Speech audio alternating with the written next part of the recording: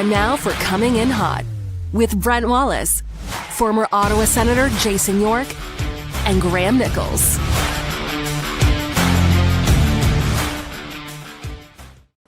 Happy Friday, everybody. Welcome to Coming In Hot. Brent Wallace alongside Jason York and Graham Nichols. Nice to see both you. Big day today. Brady Tkachuk back in the lineup. It's almost as good as when I get to see Jason York on a regular basis. Right? It's that good, is it, Wally? It's that good. What a day. Good to see you guys. Good to see What's going on? Look, we have both Tkachuks covered today. Yeah. We've got St. Louis covered here as Brady's there, and you're covering Matthew playing against his former team. Yes. Today. Yes. What a day. What's going on? You know what's going on, Graham? I just had a $55 breakfast. $50. Okay, so what'd you get, first of all? Well, this is what happens when you stay at the Four Seasons. You can't get out of breakfast unless it's fake, Wally. It's the home of the $50 breakfast. But it was fantastic. It was a really good omelet. Was it like an ostrich egg? Like what was it? No, it was just a little spinach and some peppers. That's it. A little sourdough. But the sourdough toast came in a really nice basket and it had some nice peanut butter. And I didn't even have a coffee. I went down to the lobby to get a free one. Nice. I will say, actually, way back in the day, TSN used to just cover your meals, your expenses. They didn't say anything. So it was before like CTV may have bought us. I can't remember. I had a room service breakfast in New York that was, I think, $52. Might have been $50. Well, he must have had a heart attack. Imagine Wally, the bill comes and it's 50. Oh, no, $50. So he's going. Here's a great Wally on the road story.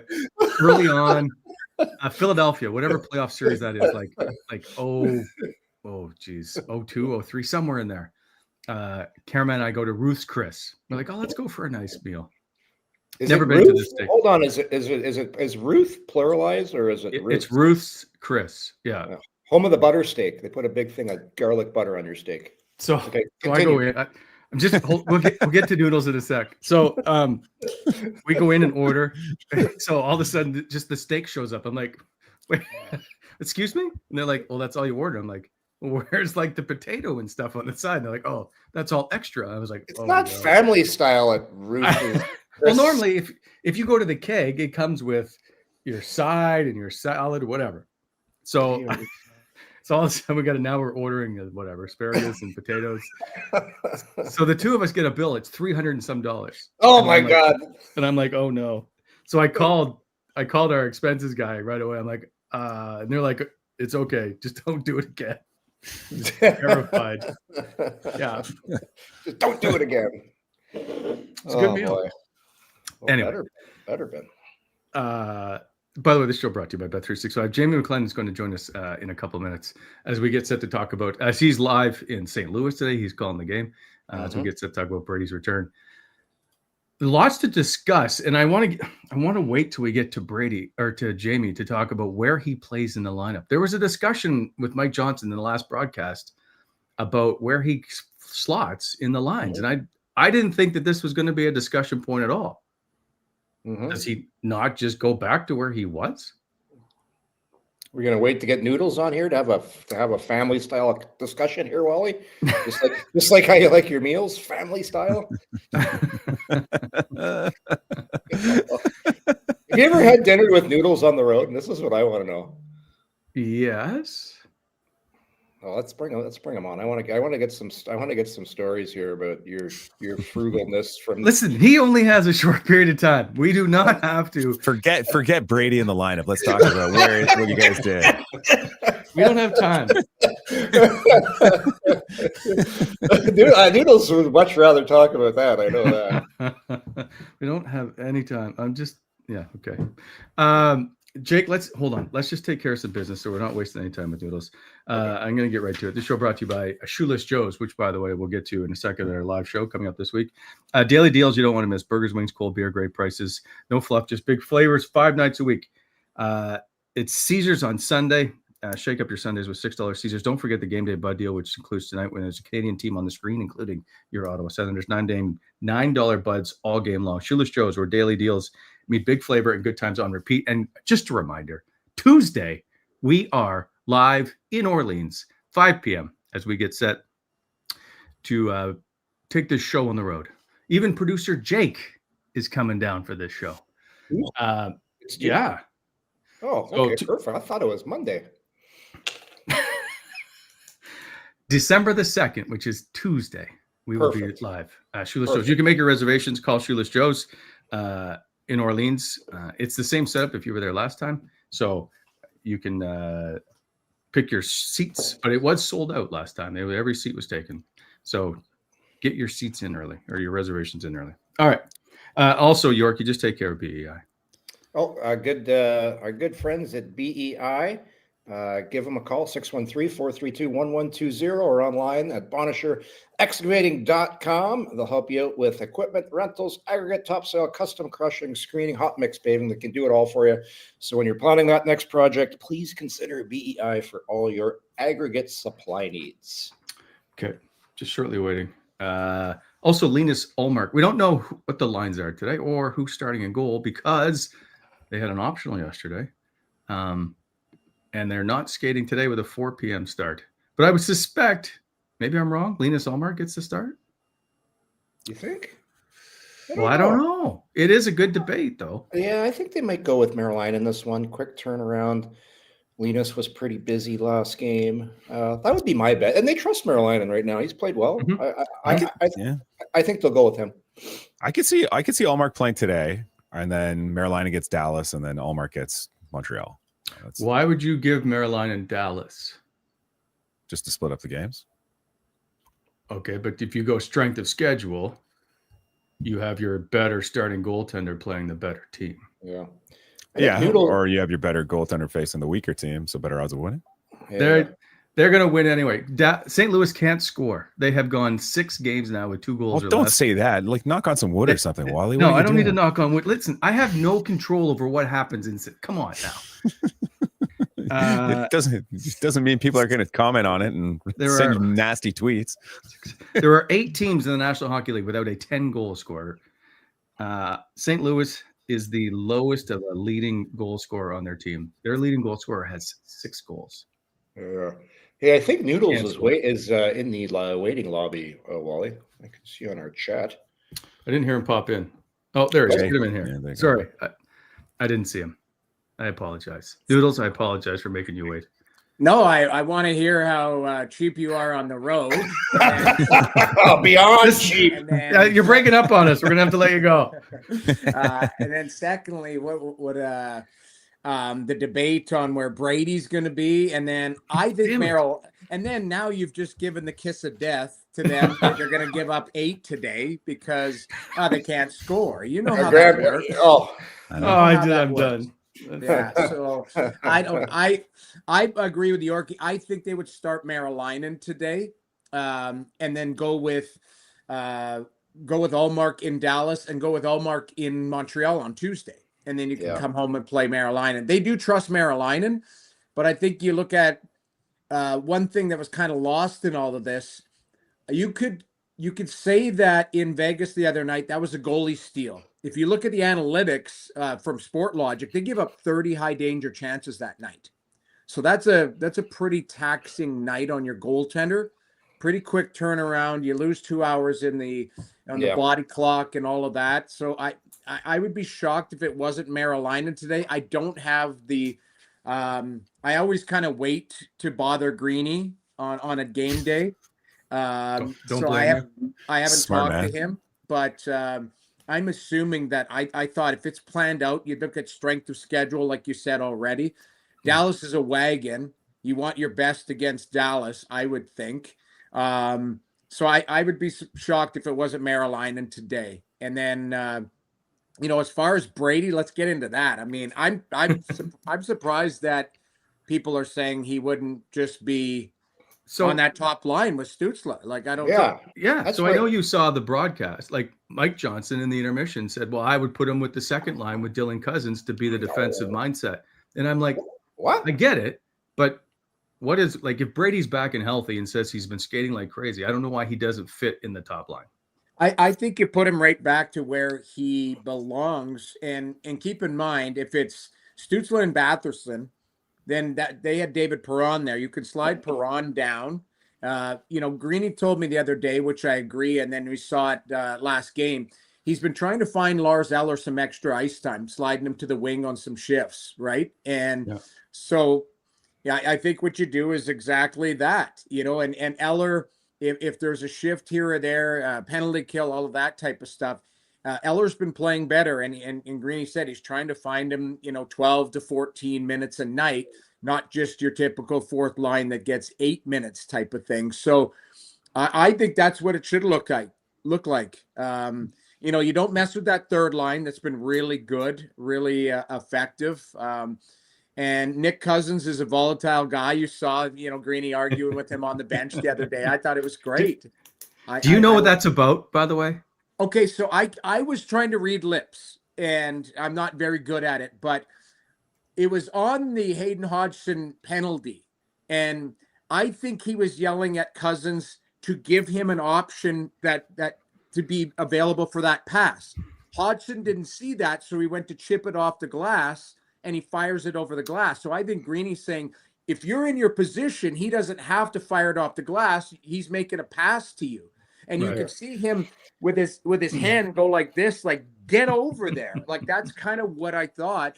And I think Cousins was going, well, I thought he was going to do this, or I thought, and he was like, don't think, just go and do what we need to do on the ice. That's, again, without knowing anything, that's what registered in my mind is like, he's yelling at him because Hodgson took the penalty, and it was a penalty that you didn't need to do, because if you don't need to bank that off the glass if you've got an option to make a play. And that's, again, that's just my assessment of it. But I was reading his lips saying, you got to get there, or something like that. And Noodles, what's the line in Bull Durham when Crash Davis comes out? He's like, don't think meat. Don't think meat. Don't just think. It's like, don't think. Just go play. Just go play. We see it all the time. And it's funny. Now doing the analysis on it, you can see a team when they're thinking as opposed to reacting. And because especially with how the game is so fast, you can't think out there. What you have to do is have good ingrained habits.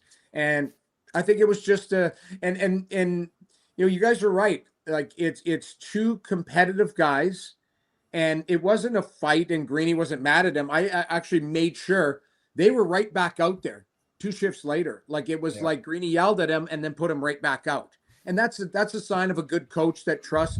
He knows that Nick Cousins is a veteran. The guy's won a cup. He's been in all scenarios. His game isn't going to shrink because of a coach giving it to him on the bench. I love that type of stuff. So that's what I took out of it. I've heard Greeny bark a few times. Usually he'll go over to a player and say something. But it's not in a condescending way. It's like, I need you to do this. This is what we need. What are we doing here? The only times I see him get frustrated is if he's probably told that player 3 or 4 times and the guy's not getting it.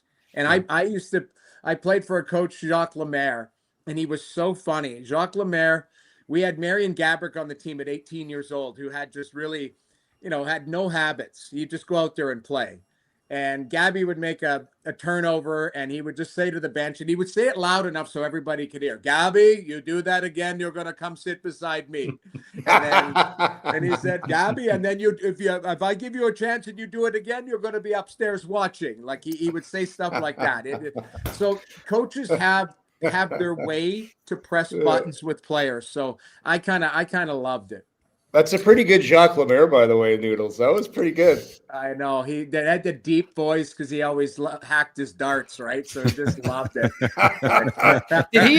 Was Jacques a darter back when he was playing too? Because he played in the era when guys were smoking between periods. I would bet anything that him and Mario Tremblay, because they would smoke in between periods. So I can't imagine they would have changed any of their habits from those 70s Canadiens teams where I think Guy Lafleur was in there as well. So, but man, that's old school for sure. Love it.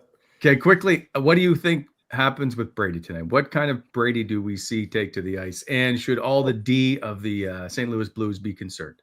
Well, him even talking on his podcast saying, like, I'm dying to be F1, right? So he's like, my worry, and I'm actually going to talk about it in the opening, I don't want to have a sag of the team. The team has played so well without him. Yeah. Now you don't start the game going, okay, he's back. We can take our foot off the gas. He's going to lead us. If anything, you want Brady to have a seamless transition back into a team that's already a really tight, kind of connected group playing. So if anything, the challenge will be for Brady to jump on a moving train that is already, playing really, really tight, playing very, very well together. So you don't want to see a sag in Tim Stutzle or Drake Batherson or some of the guys going, okay, we've stepped up our game. Now it's Brady. Shed Wi-Fi. Oh, he's on Shed Wi-Fi. Noodles. That was the end. That's all he said. I only got 15 minutes for you. Yeah. Do you have like an internet card or something? Or you put it in? Prepaid. You have 15 minutes. Just get him back. What happened? I thought I was on a great chat. All of a sudden, I see these like circles going like, I'm like, oh no. You didn't upgrade your Wi-Fi. It's the hotel, wherever I'm staying. Hotel. Look at the wall I got going behind me. Yeah. We're staying in a gritty hotel here. You know that. So I love that St. Louis hotel. But I don't know where I cut off. Where I was talking about the sag in the play, right? You don't want them to have sag in the play. I think that he'll be fine. I am worried though, and I want your opinion on it. Is he going to be able to play the exact same way that he was before the injury? Threatening to fight, all of that stuff. The last thing I want to see him do is fight today. I would love, you know what I mean? I don't see him throwing the knucks, Noodles, with the thumb injury. I would be surprised. You don't want to risk that. I wouldn't. I would. Yeah. I'm sure Greener's probably going to say to someone like one of the assistant, go, hey, no, we need you back. Well, imagine that. And I don't want to jinx it. I won't even say it, but yeah, I don't see that, guys. I don't know about you, Wally and Graeme.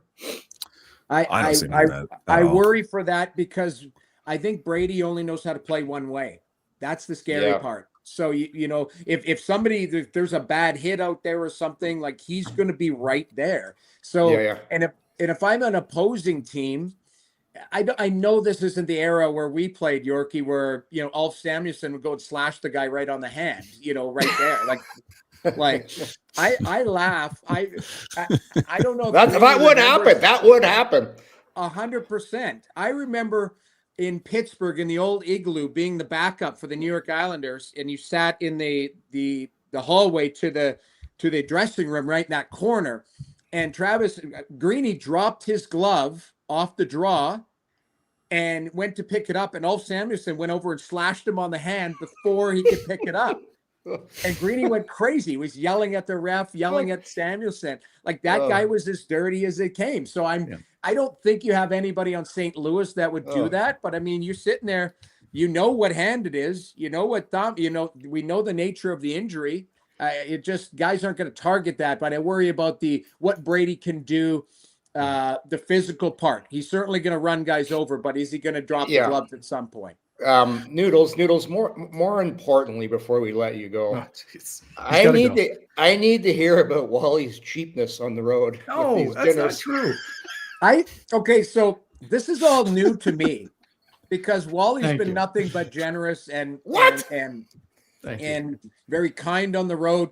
Now, I will be honest, the way I travel, I don't really interact with a lot of people because I'm so busy with other things, right? So for example, I got to St. Louis yesterday. I went for Thanksgiving dinner at Chris Pronger's house last night, and then just came back and watched some football. But usually, if there is like a crew meal or anything like that, no, the TSN's paying. Wally's not paying, so it's okay. Well, there you go. There you go. It's not Wally going, hey, there's 12 people on the crew. I got you guys. Nobody needs to know this. Old Wally long pockets, so the fans aren't going in there, right? Oh yeah, the alligator arms. Hey, I got it. No, Wally's been nothing but generous on the road with his time and with the conversation. Yes. But at the end of the day, I haven't witnessed him paying because we don't pay. Usually it's the TSN bill. What about like dinner rolls in his pocket, in his coat pocket, or something like that? I could see maybe to-go bag. Like we have a stats guy named John Perlberg at TSN, and I bug him.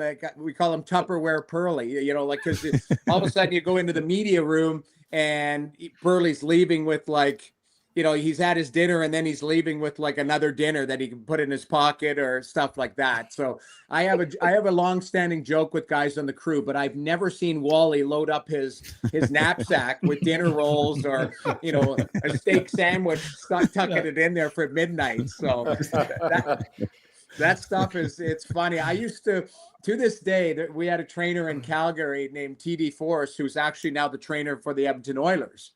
And I remember he used to take all the sandwiches off the plane. Like it's like they'd have those peanut butter and jelly sandwiches wrapped in cellophane for guys to maybe, you know, have as a little snack before or whatever. And TD would put it in his doctor's bag and away he'd go. You know, you're always looking for ways to save your meal money.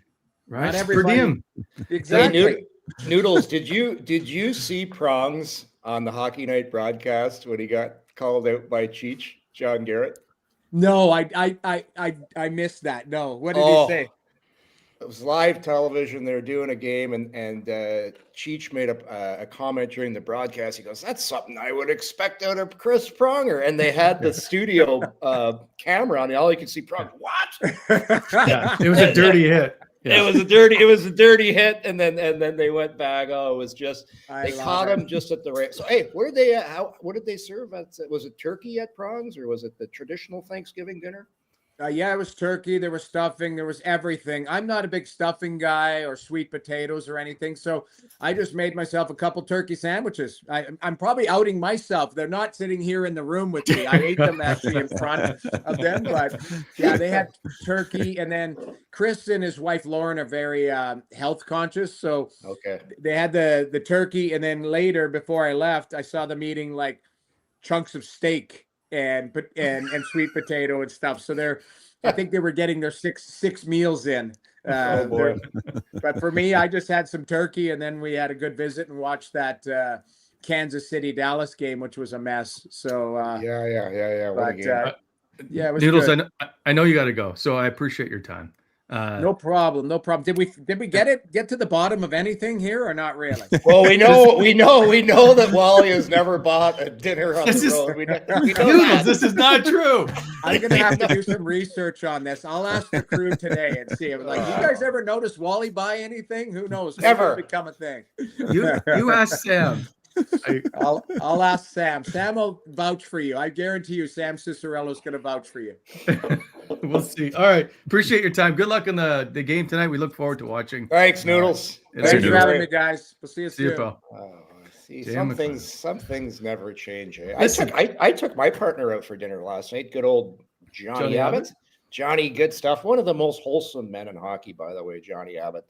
Just so we're clear, TSN has a per diem now, so you don't get to pay for the crew meal. Although Pierre McGuire made me pay once. We're at Morton Steakhouse, 07 Cup Final, and he's like, "Wally's got this." I'm like, "What? What?" It was was it? Morton's. I think it might have been 5 Gs.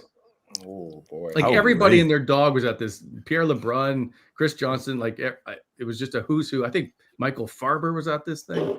Michael Farber. Yeah, big names. Always appreciate Neil's time. He's so good. Anyway. So to circle back to the Brady thing. Yeah. Devil's advocate. I know you guys are like, just plug them in on the first line. But like, if they're clicking, if those two guys are a point per game, like Timmy and Drake, obviously, like if those guys are playing at a point per game pace in his absence, the third line's the nominal third line, if you will, of like Drew, Pinto, and Amadio. The only line you have concerns about in terms of like sustaining play is probably the Cousins-Zetterlund line, right? So if you have... what do you mean in terms of sustaining play? Just they're the up and down guys. But Dylan Cousins has arguably been the best forward like the last couple of games. Right. Definitely the last game. Right. Yeah, he's looked much better in his last 4 or 5 games, like more assertive, better decision making. Yeah, I think that on everything at 5-on-5. Yeah, for sure. But again, like he is very up and down at 5-on-5. Has been throughout his entire career. Has been in the last 40 games that he's played for the Senators. And same with Fabian Zetterlund, right? Game is up and down. He's not producing at a high level. Although he put up 2 goals in his last 3 games. But if you have a chance to stagger the lineup, you already know Brady and Timmy can work. You have that background. You have that history. Yeah. And Brady played with Batherson 2 years ago with Shane Pinto. Like that was Brady's most common line 2 years ago. So they have familiarity as well. If you afford him the opportunity to boost that second line and prop that second line up, don't you have to at least consider it to give yourself like 3 staggered lines? Like Yorkie, like you played under Jacques Martin. Like you never, before the pizza line ever became a thing under Brian Murray, like Jacques would never put the best players all on one line. He would stagger them throughout the lineup. Yeah, but the biggest difference I find in today's game, teams really utilize when they get an offensive zone draw.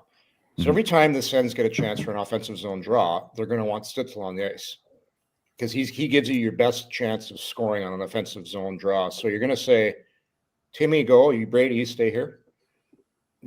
I know it's his first game back, but he's your best chance of scoring on an offensive zone draw because he's going to get to the net. He's the best net front guy.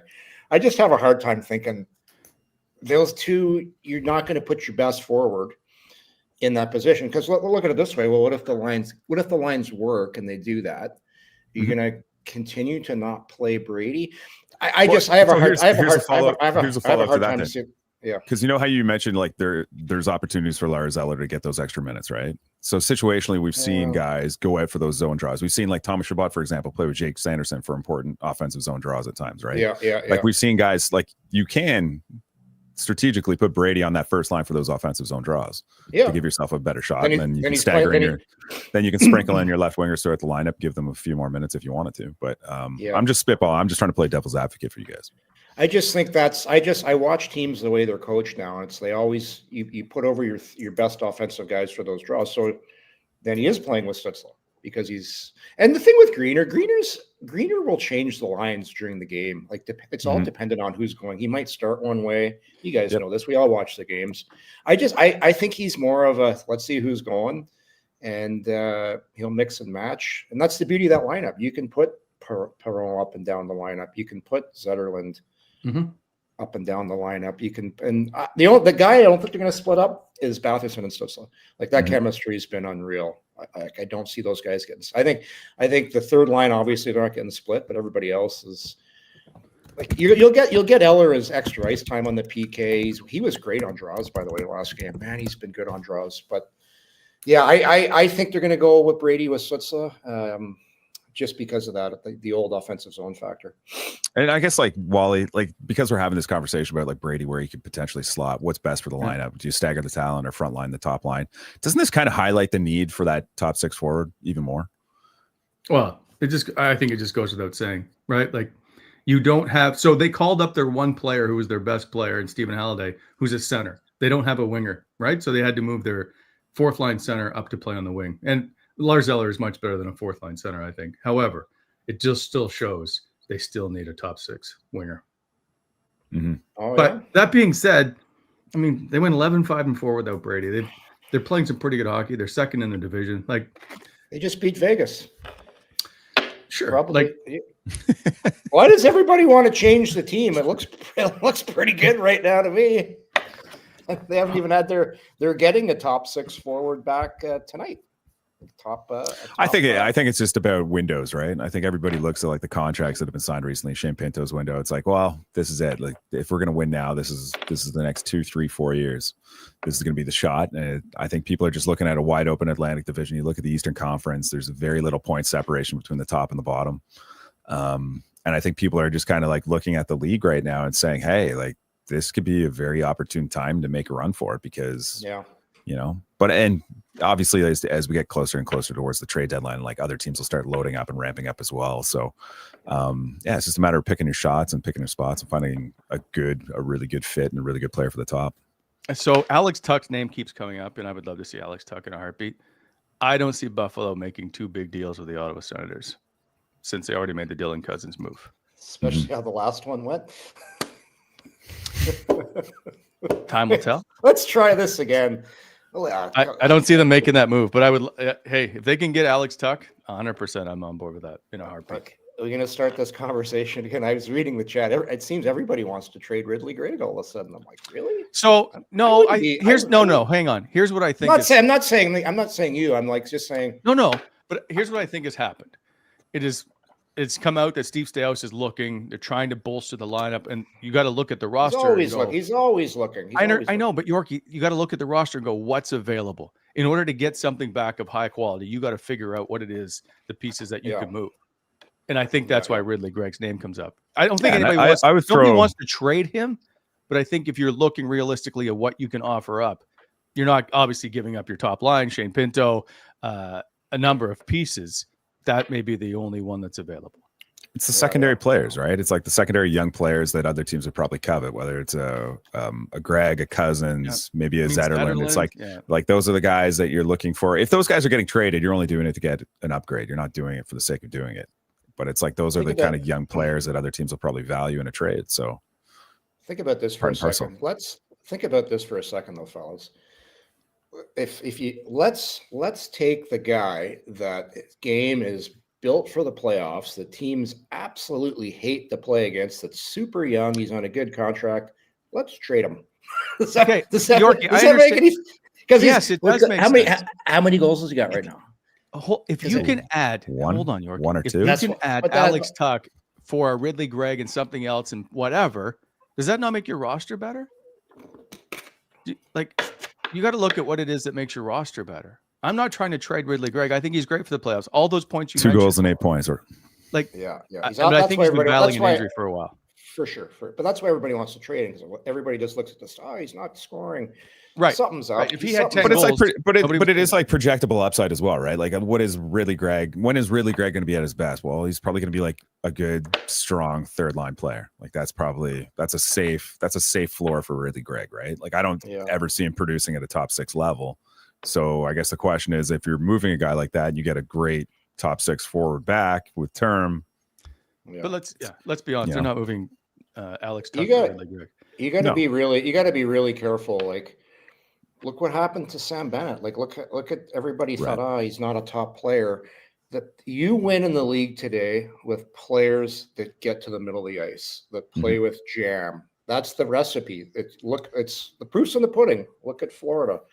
They've won the last 2 cups because they got a bunch of guys that are really tough to play against, and they'll do anything to win. There's so many guys in the NHL that are really good players that just don't have that killer instinct in them. So when you got a guy that's got that in him, I would be very careful in moving a guy like that. That's just me.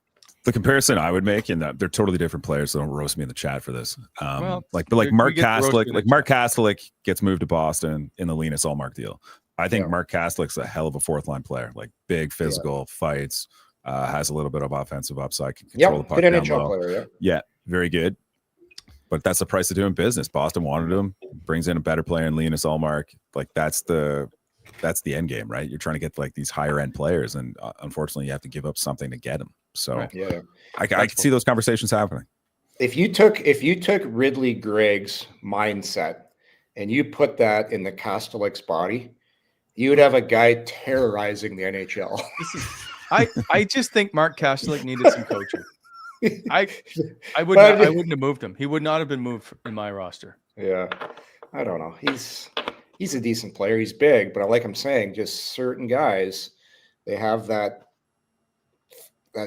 will, fire, the fire and the will, and I win at all costs. Yeah, you will do whatever. Like, there's not a lot of guys in the league that will do whatever it takes to win. There's not. 100%. Speaking of doing whatever it takes, I know we got to move on here. I have some video shot in the warm Florida sun of you. Still got it with the hips. It's all in the hips. It's all in the hips. Jake, let's roll this video. like, are those microns? Those are, I think they're Langs. This was the outdoor Look at me, I'm grooving, eh? Oh yeah, I feel like I'm watching a Nick Jansen rehab video. That's do you know where I got those moves from? That's me back at the roller rink off of Is that the Ottawa Citizen Building? Yeah. Look at that. Well, I'm feeling good. I've had a couple old fashions. I'm feeling good out there. But later on, you played 800 games in the National Hockey League, and this is what we see. Yeah, I can't skate. The knees are bad. I can't skate anymore. But soon after that, my broadcast partner Johnny Abbott just took a header on the ice. I was almost going to bring him a helmet up in the broadcast booth. He went down hard. There's Eric Francis. He's got his microns on. Here comes Abbott. Oh!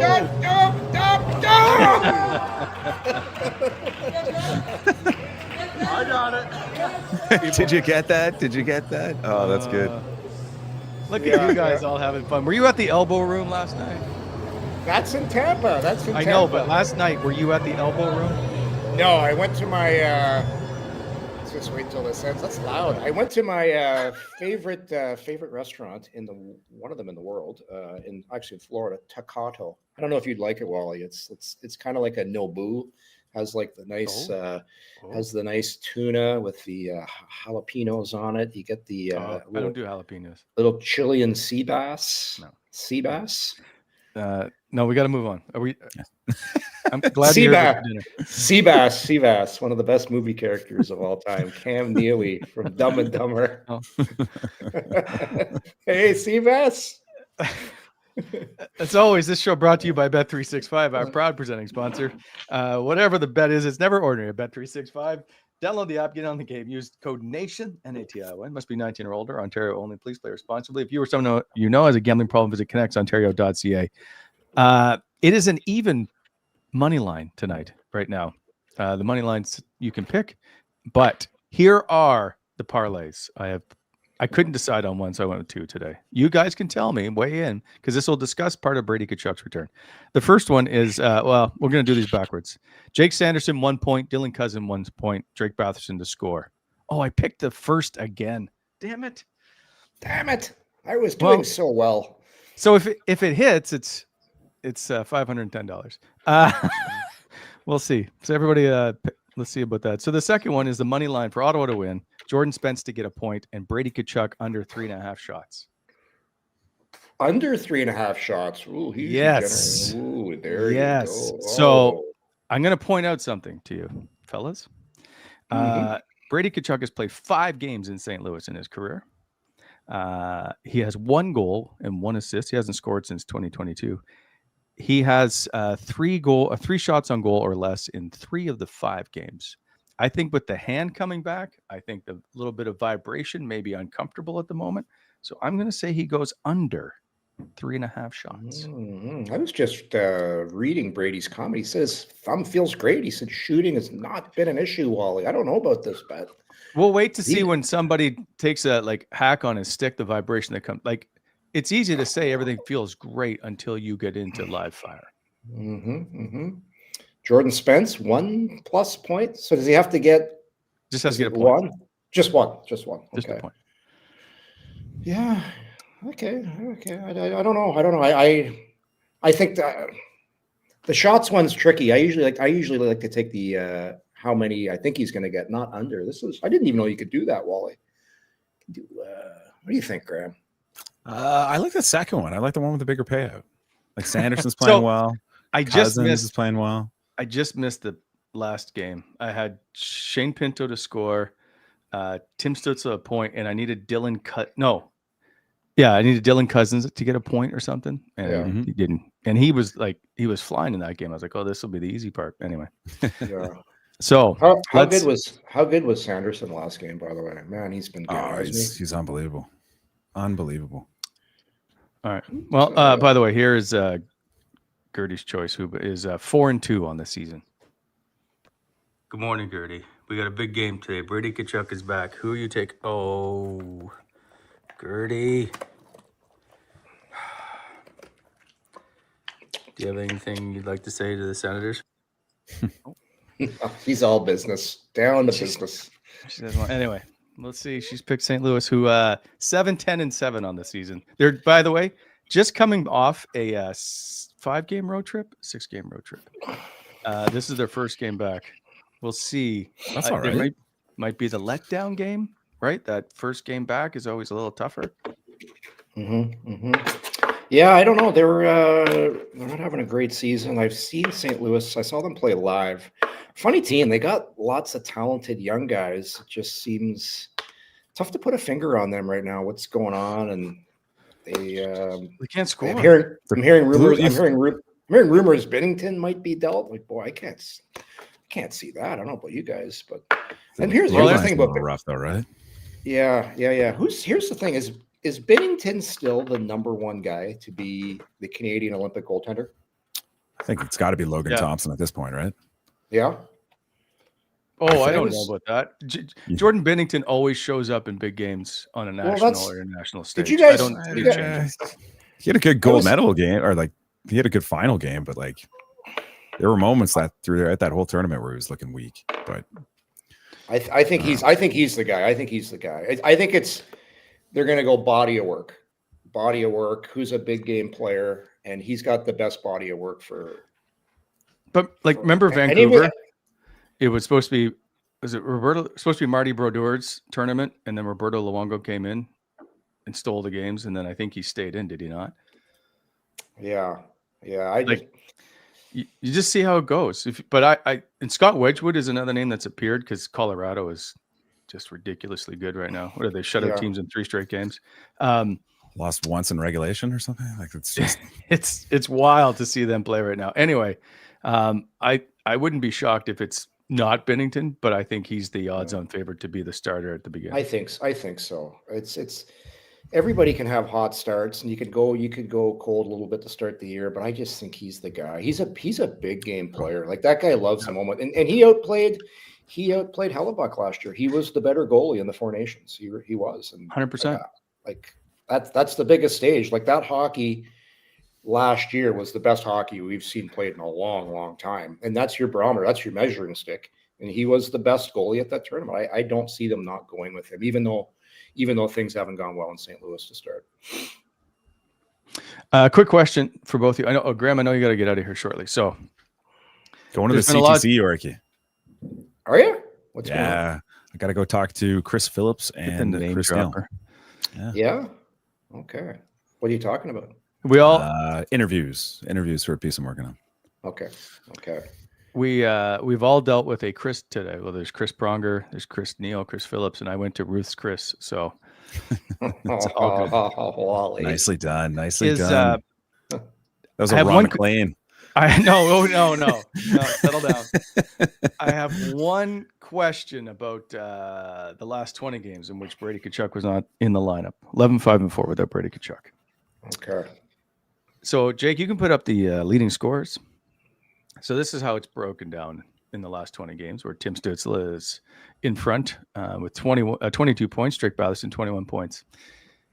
A lot of comments have said that Tim Stutzle has raised his game in these 20 games because of Brady Tkachuk being out, and he took the bull by the horns, if you will. Mm-hmm. I'd like to counter that point, so here's the argument. I think Tim Stutzle has played just as well, and it had nothing to do with Brady Tkachuk. That's just his game. And I think the people are just hanging off of, oh, no, it's because Brady's out. There's no chance. I think Tim Stutzle is as good without him as he is with him. Isn't it kind of like semantics, though? Because it's like everyone knows like Timmy's a really good, really exceptional talent, right? Like, he's a superstar talent. It's like now he gets his chance, his moment in the sun to shine without Brady being there. And you can't just say, well, he's producing at this high level because of Brady. See, I think it's a disservice to Tim Stutzle. Yeah, for sure. I 100% agree with that. Yeah. He's playing really well. Both ways, too, not just offensively. Like, he's turned into a strong defensive player as well. And it's a credit to the work that he's put in. He's turned himself into a really well-rounded player. So what are you trying to say, Wally? I think it's a disservice to Tim Stutzle to say the only reason his game is where it's at is because Brady Tkachuk is not there, and he needed to elevate his game. I think his game was already elevated. I think this is exactly what he is and who he is, regardless of Brady in the lineup or not. I just think he's played great, and it's a testament to him because I agreed. Brady stirs up a lot of loose pucks. He helps keep the puck in the offensive zone. He goes to the net, creates space for him. I think this is fantastic what he's doing. And then I think once Brady gets back, he's going to be even better because that's what Tkachuk does. He goes to the net. You can't score in this league consistently if you don't have a guy that goes to the net and goes to the blue paint, traffic in front, take the goalie's eyes away, all those catchphrases. He's one of the best guys in the league at doing it. I think Stutzle's point production is going to get even higher because he's going to have that beside him. Even if it doesn't happen tonight, they'll eventually be back together because that's your number one winger and that's your number one centerman. And I see them playing together, if not tonight, very soon. So here's the last one for me before we go. Linus Ullmark, last 6 games, 4-1-1, 914 save percentage, 2.12 GA. What have you guys noticed anything in his performance of late? Like, have you noticed any like just stylistic changes? Have you noticed anything different? Is it just the puck finding? And what would you attribute to his success right now? He just looks confident. Like, I'm not a goalie guru. He just looks like a guy that's in a zone right now. And that's, to me, that's whether you're a goalie, whether you're a defenseman, centerman, whatever. So much of this game's between your ears. And he just looks like, it's kind of like what Noodles said earlier. He's just not thinking, he's reacting. He's just playing. And he's a great athlete. Like, people forget that about him. He's a really big bodied goaltender, but he's a very good athlete too. And I just think he's in his zone right now, and he's playing like the goalie that everybody thought they were getting, and got off to a slow start, but hey, it's no surprise. He's got a great body of work, and now he's in a zone, and he just like, technically it's tough for me to speak of that. I just think between the ears, he's in a really good place right now. And what's a sweet spot, Wally? What's a sweet spot for games? Obviously, like, he's tracking to play over 60 this year. So, like, what is that too many for him? Or so they get the break at the Olympics, which is huge. Yeah. I don't know if he's going to be there or not, but I'm assuming as of right now he's not. Who are the other goalies then for Sweden? They got Wallstedt. They got Gustafsson. Who's the guy? Ullmark.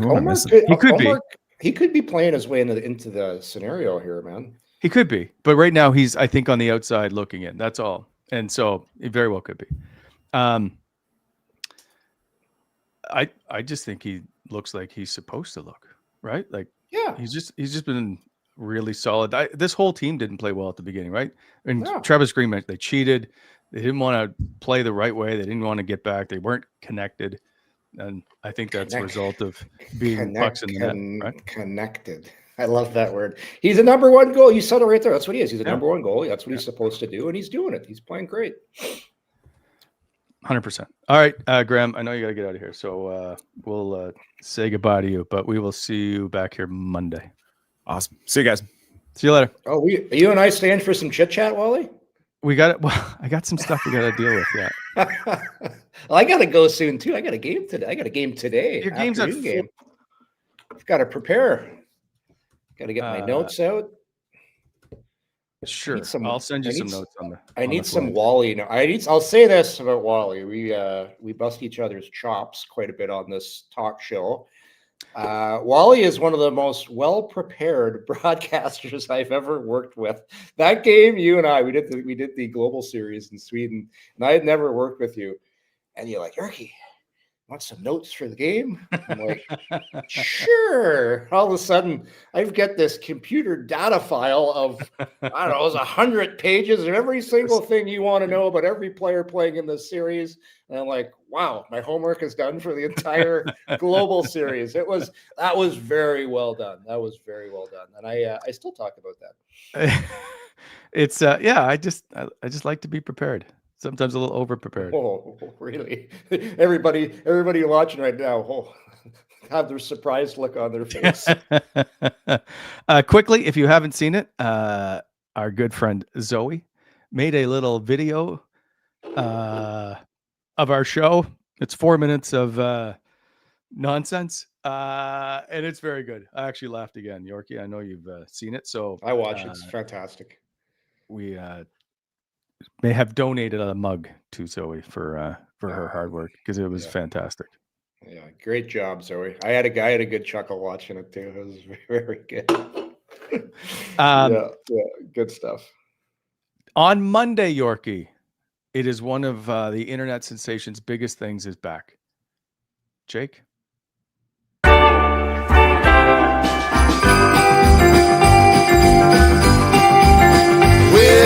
Christmas starlight, everybody's alright. Having a good time, keep it rocking all night.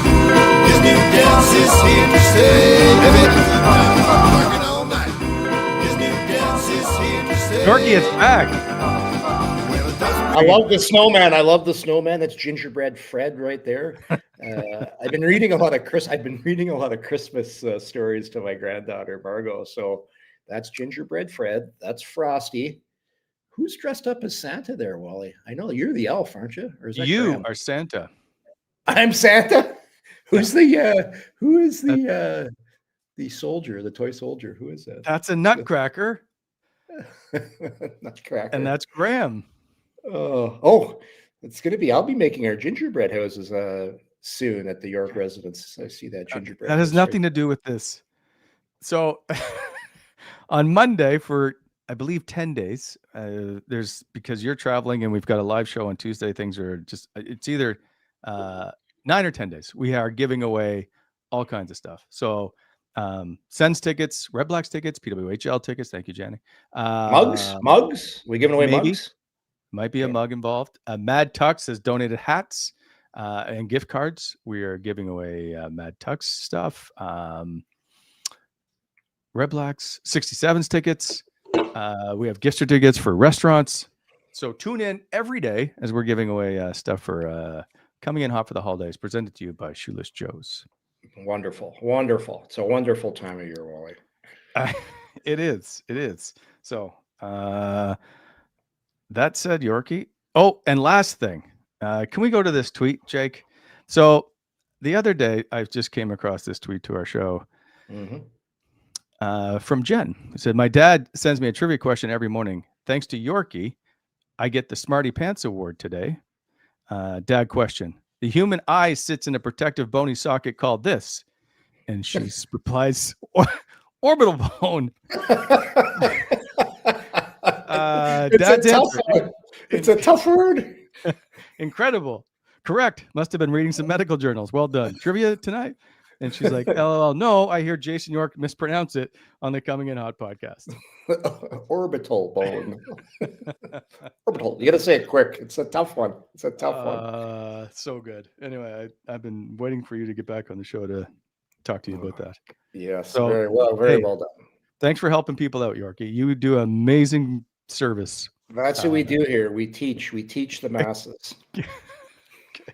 You get prepared for your show. We are into a 4 p.m. start with the Ottawa Senators and Brady Tkachuk taking on the Blues. Now, here's the question.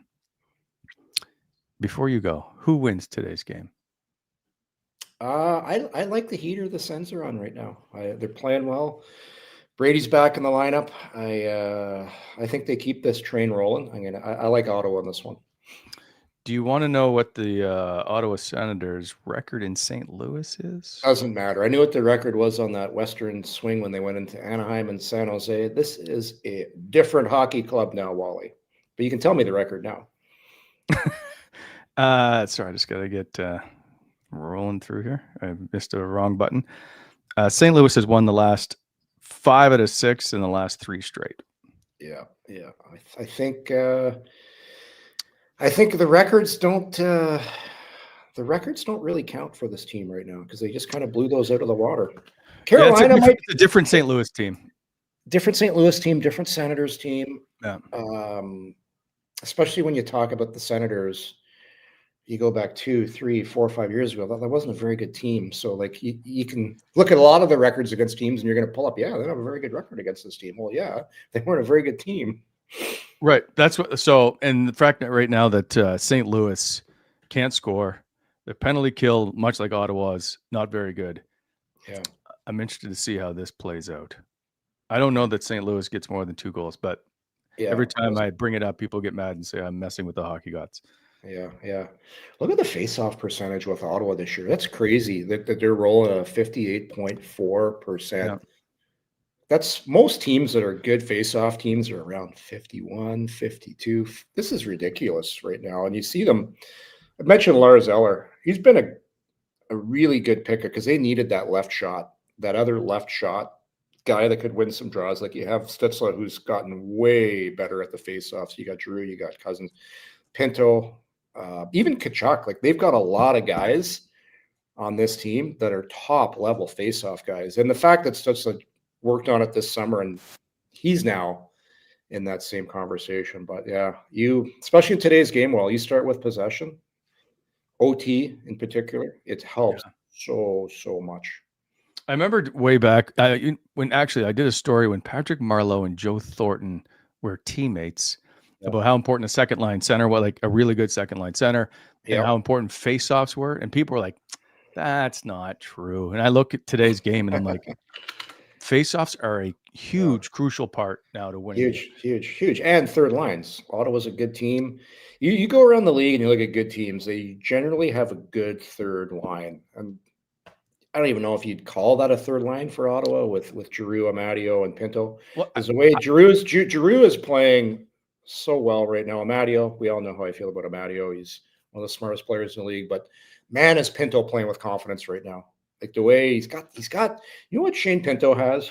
He's got blue eyes. He's got blue eyes. Is that your new guy there, Wally? It was Norris. Now it's Pinto. But he's got. That reminds me. We have a jersey to give away for coming in hot for the holidays. It's a jersey that's going to be it's going to be signed. At Shoeless?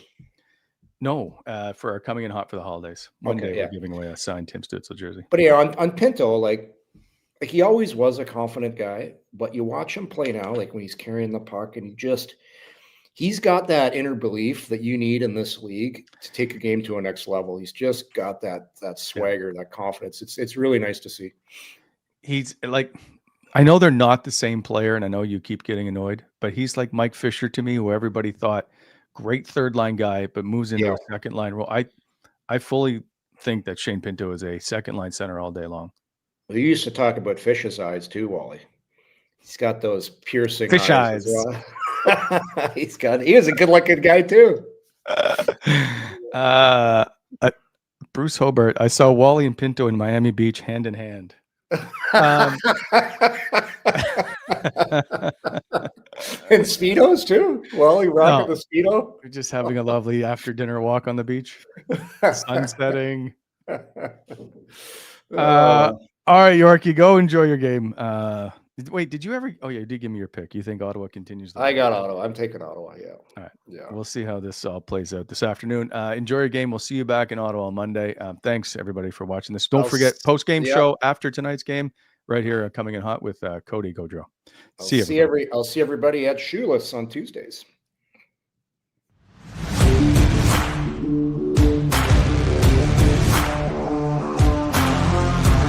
Thanks for tuning in to Coming In Hot. If you enjoyed the show, hit that like button and be sure to subscribe to never miss an episode.